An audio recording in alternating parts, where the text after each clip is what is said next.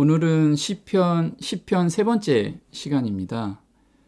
오늘 내용은요, 악인의 형통은 성소에 들어갈 때 깨닫게 되는데 어떤 내용을 깨달았는지 그 구체적인 내용에 대해서 한번 알아보려고 합니다.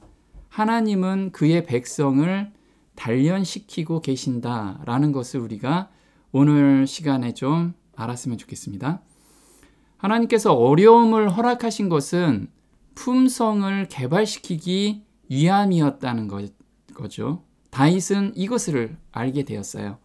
시편 10절에 저가 굽으려 엎드리니 그 강포로 인하여 외로운 자가 넘어지나이다. 여호와여 일어나옵소서. 하나님이여 손을 드옵소서. 가난한 자를 잊지 마옵소서.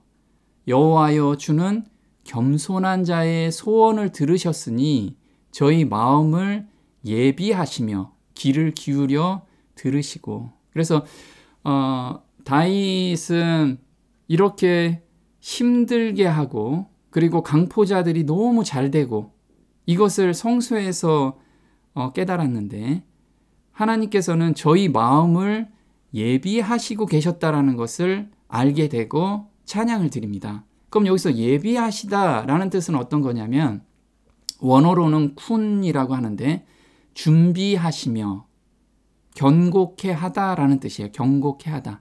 그래서 하나님께서 겸손한 자의 마음을 강하고 담대하게 만들고 계시다는 것을 알게 되었습니다. 그래서 강하고 담대하게 만든다는 것은 나의 모든 문제를 하나님께 온전히 의지하고 온전히 맡기는 경험을 하고 있다라는 거예요. 시편 112편에는 정직한 자에게는 흑암 중에 빛이 일어나나니 그는 어질고 자비하고 의로운 자로다. 그는 흉한 소식을 두려워 아니하며 여호와를 의뢰하고 그 마음을 굳게 정하였도다. 이 굳게 정하다라는 뜻이 예비하시며와 같은 단어라는 거죠. 그 마음이 견고하여 두려워 아니할 것이라. 그 대적에 받는 보응을 필경 보리로다. 그래서 이렇게 시험을 허락하시고 그 안에서 우리가 하나님께 부르짖을 때 마음이 정말 강하고 담대하게 만들어진다는 거예요. 그래서 이 세상에 살면서 자기를 핍박하는 흉한 소식이 들어와도 담대하게 맞이할 수 있다는 거죠. 특히나 마지막 백성들한테는 앞으로 큰 환난이 저희를 기다리고 있어요. 근데 그 큰 환난을 두려운 마음으로 기다리는 게 아니고 오늘 훈련 가운데서 담대하게 맞이할 준비를 지금 하고 있다라는 거죠. 시편 12장 5절에는 여호와의 말씀에 가련한 자의 눌림과 궁핍한 자의 탄식을 인하여 내가 이제 일어나 여호와께서 내가 이제 일어나 저를 그 원하는 안전지대에 두리라 하시도다. 여호와의 말씀은 순결하며 흙 도가니에 7번 단련한 은 같도다. 그래서 우리를 7번 단련시키는 은과 같이 단련시킨다는 거예요. 그래서 하나님께서 이제 일어나서 안전지대에 두는데 그 핍박과 환난을 피해서 두는 게 아니고 거기에서 담대히 이기는 믿음을 주신다는 거예요. 그래서 각자가 지금 어떤 시련이 온다고 했을 때 하나님 저 이 시련에서 벗어나게 해주세요가 아니고 정말 담대하게 맞이할 수 있는 그런 믿음을 주세요. 이게 기도가 하나님이 원하시는 기도라는 거예요. 그래서 이렇게 지금 은을 단련시키고 있죠. 7번 단련한다라는 것은 이사야서 48장 10절에 보라 내가 너를 연단하였으나 은처럼 하지 아니하고 너를 고난의 풀무에서 택하였노라. 그래서 우리를 지금 고난의 풀무에서 택하였대요.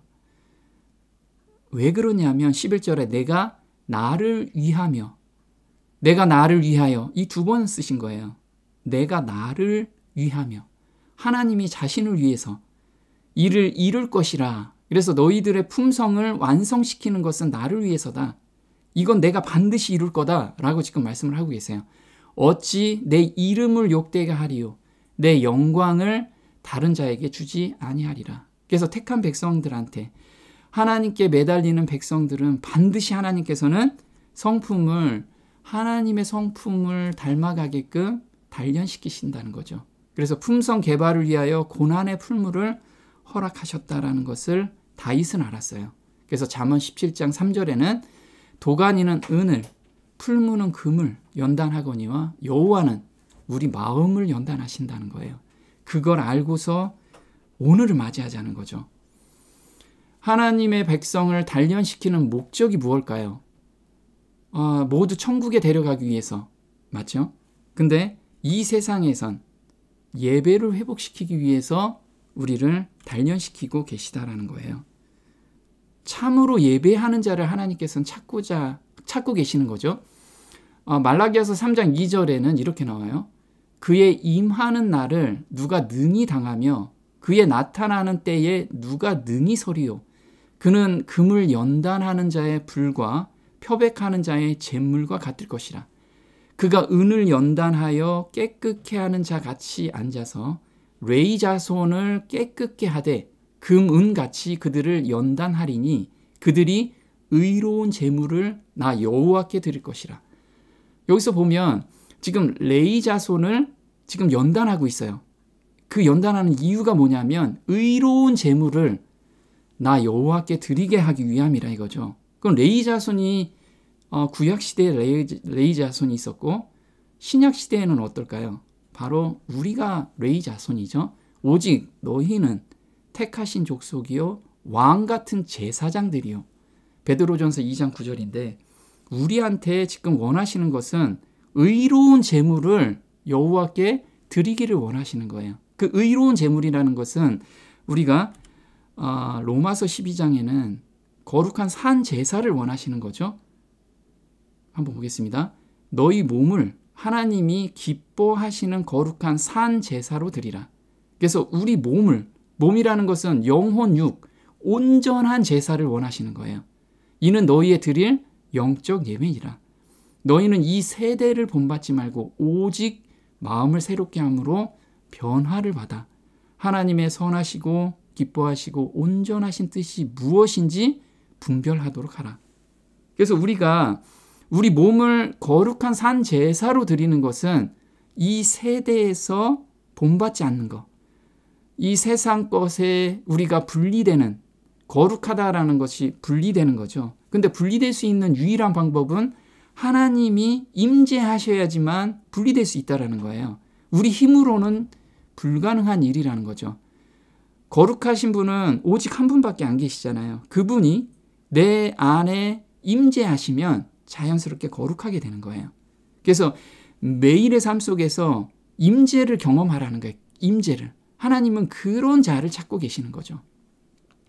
이 모든 것은 성소 기별을 깨달을 때 감사함으로 받을 수 있어요. 그래서 우리는 성소 기별을 깨닫는 것이 너무 중요하다는 거죠. 시편 73편 11절에는 말하기를 하나님이 어찌알랴 지극히 높은 자에게 지식이 있으랴 하도다. 악인들이 그렇게 이야기하는 거죠. 지금 시편 10편하고 비슷해요. 볼지어다 이들은 악인이라 항상 평안하고 재물은 더하도다. 나는 종일 재앙을 당하며 아침마다 징책을 보았도다. 그래서 우린 죄 가운데 죄를 드리기 위해서 내 마음을 살피고 또 성경을 읽고 기도하면 하나님께서 징책을 하시죠. 근데 악인들은 너무 행복하고 평안하게 사는 것 같아. 시편 기자는 지금 이 얘기를 하고 있어요. 근데 결국은 내가 깨달은 것은 성소에 들어갈 때야 결국은 깨달게 된 것을 이야기를 합니다. 내가 어찌하면 이를 알까 하여 생각한즉 내게 심히 곤란하더니 하나님의 성소에 들어갈 때에야 저희 결국을 내가 깨달았나이다. 그래서 우리가 이 시편 기자가 깨달은 그 성소 기별이 무엇인지를 알아야겠다 이거죠. 자, 성소 기별을 간단하게 설명을 하면 깨끗한 옷을 빠는 역할을 해요. 그냥 예를 든 거예요. 우리가 더러운 옷을 입고 있을 때 어디에 놓으면 깨끗하게 되죠? 네, 세탁기에 두면 이렇게 깨끗하게 됩니다. 그래서 이 옷을 입고 만찬장에도 가고 깨끗하니까, 그리고 귀한 자리에도 간다 이거죠. 마찬가지로 성소가 이 죄인을 의인으로 만들어 주는 거라는 거죠. 그래서 성소 기별을 우리가 깨달을 때 이 의인이 돼서 증인이 된다는 거예요. 그리고 왕 같은 제사장으로 귀하게 쓴다는 거죠, 우리를. 그럼 성소 첫째 칸은 우리가 입혀주시는 의를 경험하게 되는 거죠. 그리고 성소 두 번째 칸에서는 하나님께서 원하시는 완전한 가운데 가기를 원하세요. 우리는 이 기별을 깨달아야지만, 그리고 삶에서 실천해야지만 의인으로 하나님께서 보신다는 거죠. 기뻐하시는 거룩한 산 제사는 무엇을 의미하는지 우리가 성소 기별로 한번 보도록 하겠습니다. 성소 기별에서 첫 번째, 우리가 내 죄를 가지고 나 혼자 갈 수가 없죠. 누가 나의 죄를 위해서 죽어야 되기 때문에 내가 애지중지 키웠던 양을 끌고 갑니다. 같이 끌고 가서 양한테 내 죄를 전가하죠. 그리고 번제단에 그걸 태웁니다. 그리고 물두멍에 들어가고 그 다음에 성소에 들어가죠. 그럼 이 내용에 대해서 우리가 한번 보도록 하겠습니다. 첫째 천사의 기별이 바로 양을 잡고 양을 번제단에 태우는 것을 의미합니다. 계시록 14장 7절에 그가 큰 음성으로 가로되 하나님을 두려워하며 그에게 영광을 돌리라. 이는 그의 심판하실 시간이 이르렀음이니 하늘과 땅과 바다와 물들의 근원을 만드신 이를 경배하라 하더라. 그래서 오늘은 우리가 그동안에 세 천사의 기별이 무엇인지를 성소에서 깨달을 때 하나님께 영광을 돌리게 된다는 거예요. 그걸 한번 간단하게 보도록 하겠습니다. 하나님을 두려워하다라는 것은 내 죄를 하나님께 온전히 드리는 것, 그것을 의미해요. 그래서 시편 31편 19절에 주를 두려워하는 자를 위하여 쌓아두신 은혜, 곧 인생 앞에서 주께 피하는 자를 위하여 베푸신 은혜가 어찌 그리 큰지요. 그래서 인생의 문제, 나의 죄에 대한 것, 그 다음에 세상 걱정에 대한 것, 이 인생의 문제를 모두 주께 드리는 자, 거기에서 하나님의 참 용서함의 경험을 받는 그 경험을 우리가 칭의라고 하죠. 그래서 레위기 1장 4절에는 그가 번제물의 머리에 안수할지니 그리하면 연락되어 그를 위하여 속죄가 될 것이라. 그래서 우리가 보면 머리에 안수한다라고 해요. 안수자라는 뜻은 뭐냐면 누를 안자예요. 그래서 내가 1년 동안 애지중지 키운 양을 데리고 와가지고 양의 머리에 손을 얹는데 그냥 손을 얹고 내 죄가 이렇습니다 라고 전가시키는데 그냥 얹고 있는 게 아니고요. 우리가 기대다라는 거예요. 나의 몸을 전체를 누르는 거예요. 그래서 보통 양의 머리에 두고 내 발 뒤꿈치를 들으면 나의 모든 것이 양한테 전가된다는 거예요. 그냥 단순하게 손을 얹는 게 아니라는 거예요. 나의 모든 것을 양한테 전가시키는 거예요. 그 전가시키면 나의 모든 죄가 양한테 넘어가죠. 그럼 내 대신 양을 내가 직접 죽입니다. 죽이고 나서 그 죄 덩어리를 어디다 태우냐면 번제단에 태우는 거죠. 그래서 안수한다. 요즘 세상에서는 요한 1서 9장이죠. 만일 우리가 우리 죄를 자백하면 저는 미쁘시고 의로우사 우리 죄를 사하시며 모든 불의에서 우리를 깨끗게 하실 것이요. 그래서 우리는 죄를 자백하는 것도 성령의 인도하심으로 죄를 자백하죠. 내 죄가 보이고 애통하는 마음이 생기고 이런 자백하는 마음으로 하나님께 온전히 드리면 하나님께서 우리를 깨끗하게 해주신다는 거죠. 자, 그래서 내가 직접 양을 죽이는 것을 의라고 해요. 그리고 죄 덩어리인 이 양을 번제단에 태우는 것, 이것이 첫째 천사의 기별이라는 거예요. 레위기 1장 3절에 그 예물이 소의 번제이면 번제라는 것이 완전히 태워 없애는 것을 의미해요. 흠없는 스컷으로 회막문에서 여호와 앞에 연락하시도록 드릴지니라.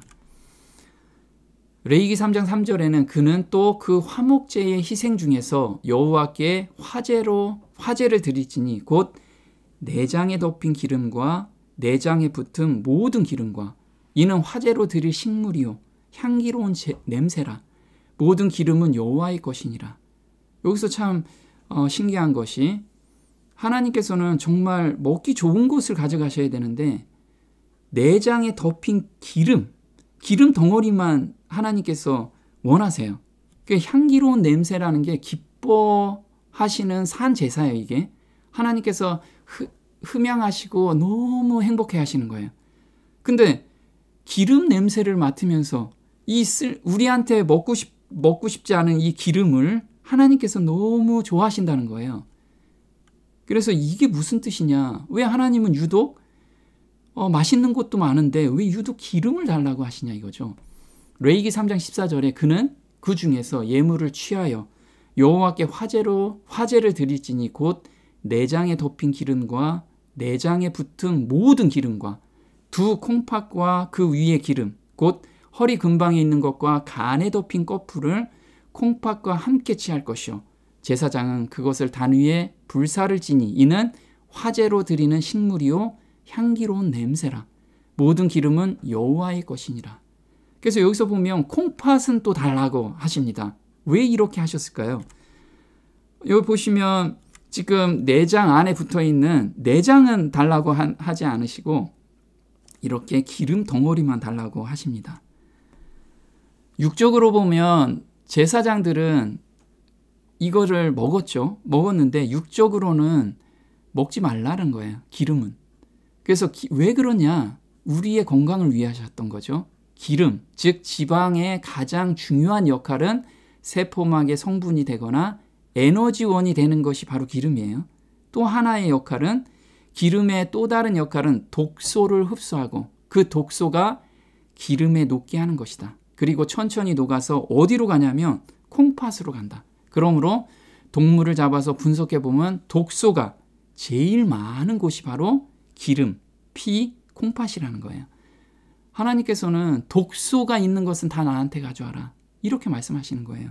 그게 뭘까요? 바로 죄를 나한테 가져와라. 그럼 나는 그거 너무 기쁘다. 너희 죄를 태우는 것이 나는 정말 너무 기뻐.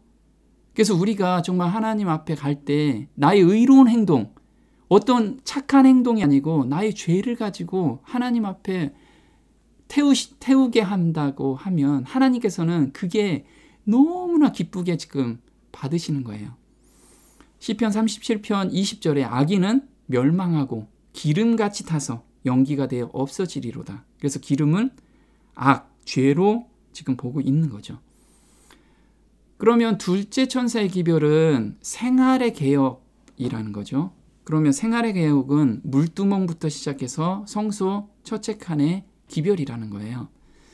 계시록 14장 8절에 또 다른 천사 곧 둘째가 그 뒤를 따라 말하되 무너졌도다 큰 성 바벨론이여 모든 나라를 그 음행으로 인하여 진노의 포도주로 먹이던 자로다 하더라.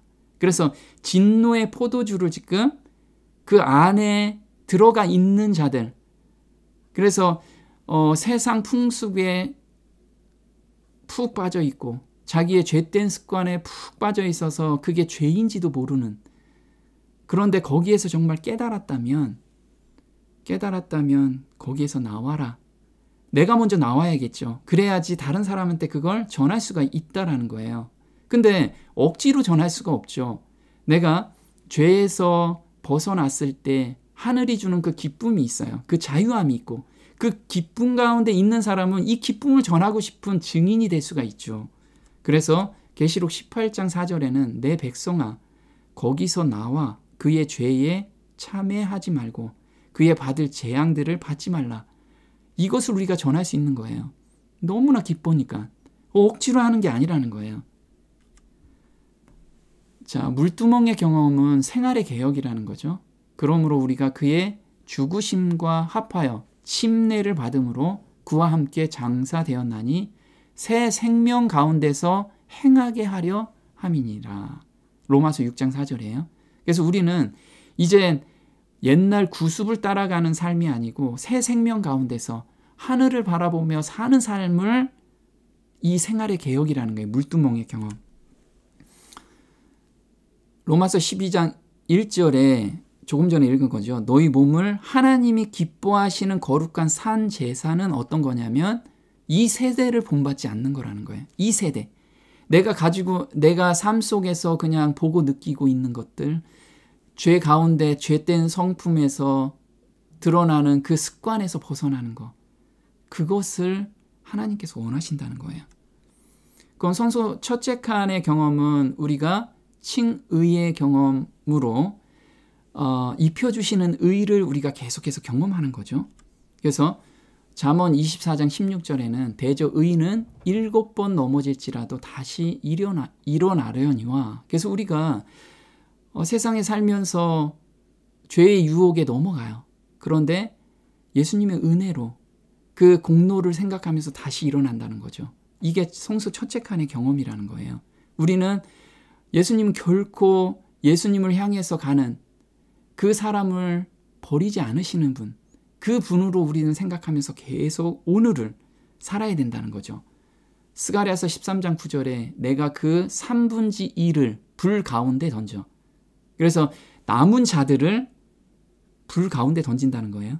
은같이 연단하며 금같이 시험할 것이라. 그들이 내 이름을 부르리니 내가 들을 것이며 나는 말하기를 이는 내 백성이라 할 것이요 그들은 말하기를 여호와는 내 하나님이시라 하리라. 그래서 우리가 진짜 불 가운데 현재 고통과 시험을 받는다면 여기서 간절히 하나님께 매달리면서 하나님을 부르짖을 때 하나님께서 그래 너는 내 아들이야 내 딸이야. 그리고 거기에서 새 마음을 받으면서 하나님과 매일같이 교통하면서 하나님 아버지가 내 아버지다는 것을 우리가 스스로 알게 된다는 거예요. 그 믿음이 생긴다는 거죠. 근데 성소 두 번째 칸에서는 자기 옷이 더 이상 더러워지지 않는, 그게 셋째 천사의 기별이라는 거죠. 계시록 14장 9절에 또 다른 천사 곧 셋째가 그 뒤를 따라 큰 음성으로 가로되 만일 누구든지 짐승과 그 우상에게 경배하고 이마에나 손에 표를 받으면 그도 하나님의 진노의 포도주를 마시리니. 그래서 경배와 관련되는 거예요. 우상에게 경배하지 않으려면 온전히 하나님께 경배하는 자가 돼야 된다는 거죠. 그러면 하나님과 뜻이 일치할 때 온전한 경배가 이루어질 수 있다라는 거예요. 요한복음 4장 23절에 하나님께 아버지께 참으로 예배하는 자들은 신령과 진정으로 영과 진리로 예배할 때가 오나니 곧 이때라. 아버지께서는 이렇게 자기에게 예배하는 자들을 찾으시느니라. 오늘 찾고 계시는 거예요. 어떤 사람을 찾느냐 하면 우리가 예수 믿음을 가지고 사는 사람을 찾고 있어요. 그래서 영원한 복음은 피조물이 온전히 하나님의 뜻과 일치하는 삶을 살 수 있다라는 것을 보여주는 거예요. 그래서 계시록 14장 12절에 그게 바로 증인이라는 거예요. 하나님의 법은 피조물도 온전히 지킬 수 있다. 이 증인들을 지금 하나님께서는 찾고 계시는 거예요. 그런 사람만이 온전한 예배를 드리고 있다라는 거죠. 저희는 하나님의 계명과 예수 믿음을 지키는 자니라. 예수 믿음이라는 건 예수님께서 3년 반 동안 무엇을 하셨냐면 33년 반 동안 하신 것도 있고 우리한테 보여주신 것은 생각으로라도 죄를 짓지 않는 믿음이에요. 이 믿음 가운데 우리는 들어가야 된다는 거죠. 그럼 아까 성소 첫째 칸의 경험은 우리가 7번 넘어져도 다시 일어나는 그런 경험 가운데서 계속 있다 보면 그 가운데 계속 가면 하나님이 어디까지 자라게 하냐면 이렇게 생각으로라도 죄를 짓지 않는 데까지 우리를 인도해 가신다는 거예요. 욥기 1장 11절에 이제 주의 손을 펴서 그의 모든 소유물을 치소서 그리하면 정령 대면하여 주를 욕하리이다. 지금 사단이 하나님께 참소하고 있는 거죠. 욥이 정말 믿음이 있노라고 하는데 하나님 한번 욥이 가지고 있는 거 다 쳐보세요. 그러면 하나님을 원망할 겁니다. 그런데 하나님께서 그걸 허락하시죠. 왜요? 욥의 믿음을 하나님께서는 아셨기 때문에. 지금 그 사람들을 지금 찾고 계시는 거예요. 여호와께서 사단에게 이르시되 내가 그의 소유물을 다 내 손에 붙이노라. 이 모든 일에 욥이 범죄하지 아니하고 하나님을 향하여 어리석게 원망하지 아니하니라. 그래서 이 모든 일, 그래서 7번의 유혹이 와도 넘어지지 않는 믿음, 이게 장성한 자의 분량이라는 거죠. 원망하다, 이거는 티플라라고 하는데 부적당한 이란 뜻이에요. 하나님의 성품과 조화되지 않는 행동은 하지 않았다라는 뜻이죠. 7번 유혹이 와도 넘어지지 않는 믿음이 장성한 자의 믿음이라는 거예요. 히브리서 5장에는 대저 젖을 먹는 자마다 어린아이니 의의 말씀을 경험하지 못한 자요. 단단한 식물은 장성한 자의 것이니 저희는 지각을 사용함으로 연단을 받아 선악을 분별하는 자들이니라. 그래서 장성한 자는 연단, 훈련을 받는 거예요. 내가 비록 넘어진다고 해도 바로 일어나서 하나님께 매달리는 삶, 거기에서 새 마음을 받게 되면 그 죄에 대해서 더 이상 유혹이 안 되는, 그게 연단을 계속 받는다라는 거예요. 그러면 장성한 자의 분량까지 간다는 거죠. 빌립보서 3장 15절에 바울 형제는 온전히 이룬 자가 있다라고 지금 이야기를 하고 있어요. 그러므로 누구든지 우리 온전히 이룬 자들은 이렇게 생각할지니 만일 무슨 일에 너희가 달리 생각하면 하나님이 이것도 너희에게 나타내시리라. 오직 우리가 어디까지 이르렀든지 그대로 행할 것이라. 자, 지금 온전히 이루었다라는 사람들이 나왔어요. 그 사람들이 달리 생각한 거예요. 어떻게 생각하냐면 나는 온전히 이뤘기 때문에 이제 죄의 유혹에서 나는 거뜬히 이길 수 있어요. 이런 자신감, 이런 거 갖지 마라. 온전히 이룬 자도 언제 넘어질지 모른다. 그래서 본인이 지금 저는 자꾸 넘어졌다가 다시 일어나고 넘어졌다가 다시 일어나요. 그래? 그러면 어디에 이르렀든지 거기에 이르렀으면 거기에서 하나님을 향해서 계속 매달려라. 하나님은 잘하게 하시는 분이다. 이렇게 지금 이야기를 하고 계시는 거죠. 그래서 바울 형제는 온전히 이룬 자는 이런 생각으로 살아야 된다. 그래서 빌립보서 3장 12절에 내가 이미 얻었다 함도 아니요 온전히 이루었다 함도 아니라 오직 내가 그리스도 예수께 잡힌 바 된 것을 잡으려고 쫓아가노라. 그것을 잡으려고 쫓아가노라. 형제들아 나는 아직 내가 잡은 줄로 여기지 아니하고 오직 한 일, 즉 뒤에 있는 것은 잊어버리고 앞에 있는 것을 잡으려고 푯대를 향하여 그리스도 예수 안에서 하나님이 위에서 부르신 부름의 상을 위하여 쫓아가노라. 그래서 온전히 이루어도 우리는 계속해서 푯대를 향해서 가는 자들이라는 거죠. 온전히 이룬 바울 형제는 오늘 어떻게 살았냐면 고린도전서 15장 31절이에요. 그리스도 예수의 사람들은 육체와 함께 그 정과 욕심을 십자가에 못 박았느니라. 형제들아 내가 그리스도 예수 우리 주 안에서 가진 바 너희에게 대한 나의 자랑을 두고 단언하노니 나는 날마다 죽노라. 이게 온전히 이룬 자들이 오늘 사는 삶이라는 거예요. 계시록 14장 4절에는 이 사람들은 여자로 더불어 더럽히지 아니하고 정절이 있는 자라. 어린 양이 어디로 인도하든지 따라가는 자며 성령의 음성에 내 생각과 나의 고집을 온전히 내려놓고 성령의 음성에 온전히 따라가는 자, 그 자들이 바로 그 입에는 거짓말이 없고 흠이 없는 자로 하나님께서 성장시켜 주신다는 거예요. 그래서 우리는 예수님을 살아서 만날 사람들이라는 거예요. 죄가 있으면 죄를 태우면서 우리도 예수님 앞에 설 수가 없어요. 죄가 하나라도 있다면. 그래서 우리는 죄 없이 예수님 앞에 서는 자로 우리를 지금 훈련시키고 만들고 계시다는 거죠. 요한 1서 3장 2절에 이제 우리는 하나님의 자녀입니다. 장차 우리가 어떻게 될지는 아직 모르지만 예수님이 나타나시면, 예수님이 재림하시면 우리도 그분처럼 되어, 그분의 성품처럼 되어 그분의 참 모습을 보게 될 것입니다. 유다서 1장 24절의 정령, 찬란한 광채와 위엄과 모든 능력과 권위는 창조 때부터 하나님의 것입니다. 하나님께서 우리를 넘어지지 않게 지키시고 죄 없는 완전한 자로 만들어 영원한 기쁨의 찬송을 부르며 전능하신 하나님의 영광 앞에 설 수 있게 해 주소서. 아멘. 그래서 지금 사도들은 죄 없이 완전한 자로 하나님께서 우리를 인도해 가신다는 것을 항상 기도하고 그걸 믿고 갔다라는 거예요. 우리도 마찬가지예요. 오늘 나는 나를 돌아보니까 아니야.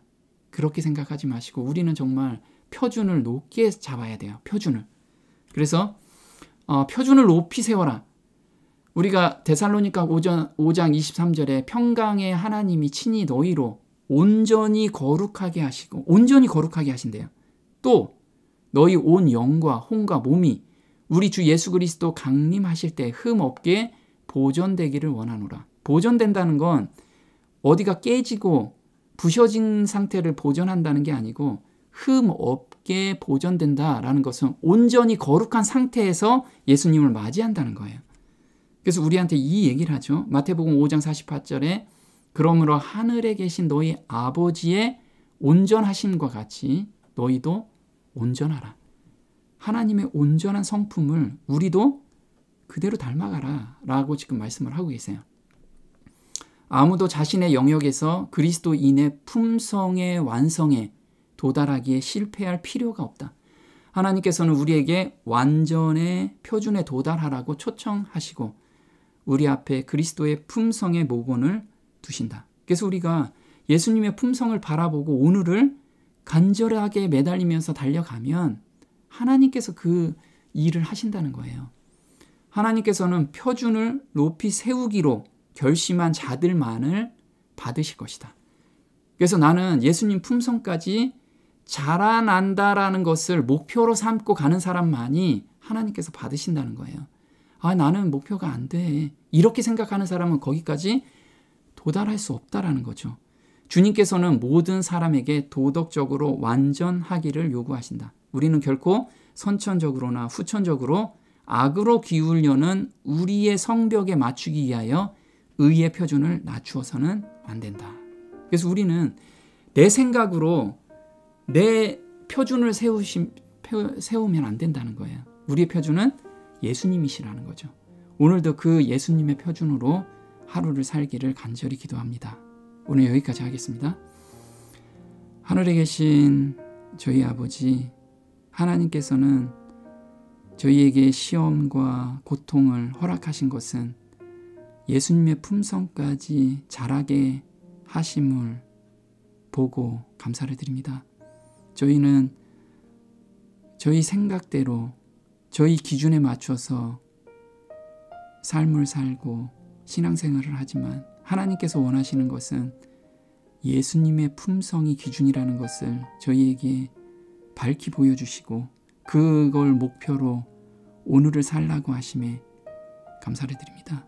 매 순간 저희는 죄된 생각과 세상의 유혹에 넘어가지만 그 가운데서 예수님께 온전히 그 마음과 죄된 마음을 드릴 때 하나님께서 예수님의 마음인 순결하고 정결한 마음으로 저희를 창조하시고 자라게 하심을 보고 감사를 드립니다.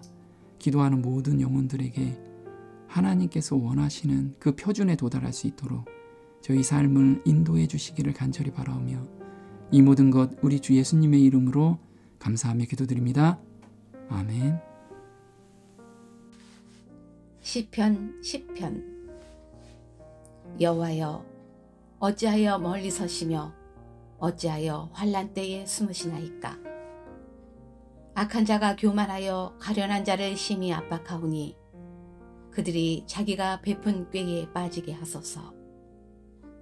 악인은 그의 마음의 욕심을 자랑하며 탐욕을 부리는 자는 여호와를 배반하여 멸시하나이다. 악인은 그의 교만한 얼굴로 말하기를 여호와께서 이를 감찰하지 아니하신다 하며 그의 모든 사상에 하나님이 없다 하나이다. 그의 길은 언제든지 견고하고 주의 심판은 높아서 그에게 미치지 못하오니 그는 그의 모든 대적들을 멸시하며 그의 마음에 이르기를 나는 흔들리지 아니하며 대대로 환난을 당하지 아니하리라 하나이다. 그의 입에는 저주와 거짓과 포악이 충만하며 그의 혀 밑에는 잔해와 죄악이 있나이다. 그가 마을 구석진 곳에 앉으며 그 은밀한 곳에서 무죄한 자를 죽이며 그의 눈은 가련한 자를 엿보나이다. 사자가 자기의 굴에 엎드림같이 그가 은밀한 곳에 엎드려 가련한 자를 잡으려고 기다리며 자기 그물을 끌어당겨 가련한 자를 잡나이다. 그가 굽으려 엎드리니 그의 포악으로 말미암아 가련한 자들이 넘어지나이다. 그가 그의 마음에 이르기를 하나님이 잊으셨고 그의 얼굴을 가리셨으니 영원히 보지 아니하시리라 하나이다. 여호와여 일어나옵소서. 하나님이여 손을 드옵소서. 가난한 자들을 잊지 마옵소서. 어찌하여 악인이 하나님을 멸시하여 그의 마음에 이르기를 주는 감찰하지 아니하리라 하나이까. 주께서는 보셨나이다. 주는 재앙과 원한을 감찰하시고 주의 손으로 갚으려 하시오니 외로운 자가 주를 의지하나이다. 주는 벌써부터 고아를 도우시는 이시니이다. 악인의 팔을 꺾으소서. 악한 자의 악을 더 이상 찾아낼 수 없을 때까지 찾으소서. 여호와께서는 영원 무궁하도록 왕이시니 이방 나라들이 주의 땅에서 멸망하였나이다.